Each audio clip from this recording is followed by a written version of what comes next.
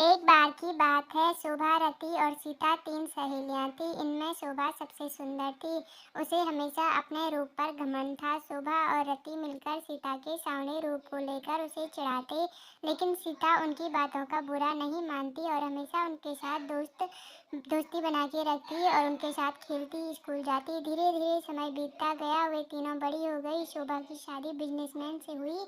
रति का पति एक विदेशी कंपनी में मैनेजर था और सीता का पति सरकारी बैंक में मैनेजर की नौकरी पर था। एक दिन सीता अपने पति के साथ बाजार सब्जी लेने गई थी। तभी उसे शोभा और रति दोनों अपने पतियों के साथ घूमती हुई दिखाई दी। दोनों आज भी नहीं बदली थी। उन्होंने फिर सीता का मजाक उड़ाया और फिर वहां से चली गई। समय बीतता गया। एक समय ऐसा आया कि शोभा के पति को बिजनेस में नुकसान होने लगा। उसका सब कुछ बर्बाद हो गया। शोभा ने रति को यह बात बताई और उससे मदद मांगी तो रति ने बहाना बनाकर साफ इनकार कर दिया। शोभा के पति को कोई भी बैंक लोन नहीं दे रहा था।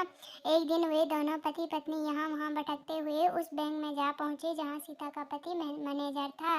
उस बैंक के कर्मचारी ने शोभा और उसके पति को लोन देने से मना कर दिया। जैसे ही शोभा और उसका पति बैंक से बाहर जा रहे थे, सीता के पति ने उन्हें देख लिया।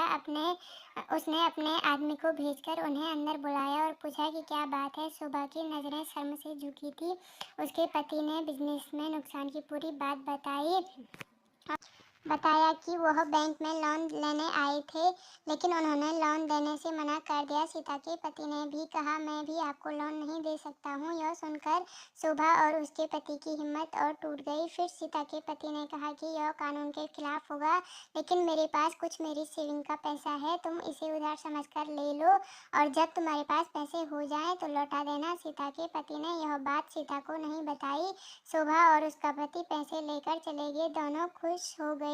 शोभा के पति ने नया बिजनेस शुरू किया। धीरे धीरे बिजनेस फलने फूलने लगा। एक दिन सुबह सीता अपने पति के लिए नाश्ता बना रही थी। तभी दरवाजे की घंटी बजी। उसने दरवाज़ा खोला तो देखा कि शोभा और उसका पति बाहर खड़ा है। सीता खुश हो गई। उसने अपने पति को आवाज़ लगाई और कहा कि देखो मुझसे मिलने कौन आया है। शोभा और उसका पति अंदर आ गए। शोभा ने सीता से माफ़ी मांगी। सीता के पूछने पर ऐसा क्यों कह रही हो तो शोभा ने पूरी बात बताई कि किस तरह विपत्ति के समय में रति ने उसकी मदद करने से साफ इनकार कर दिया और तुम्हारे पति ने हमारी मदद की। सीता खुश हो गई। उसे आज उसकी सच्ची दोस्त मिल गई थी। इस कहानी से हमें यह सीख मिलती है कि व्यक्ति को जीवन में कभी घमंड नहीं करना चाहिए।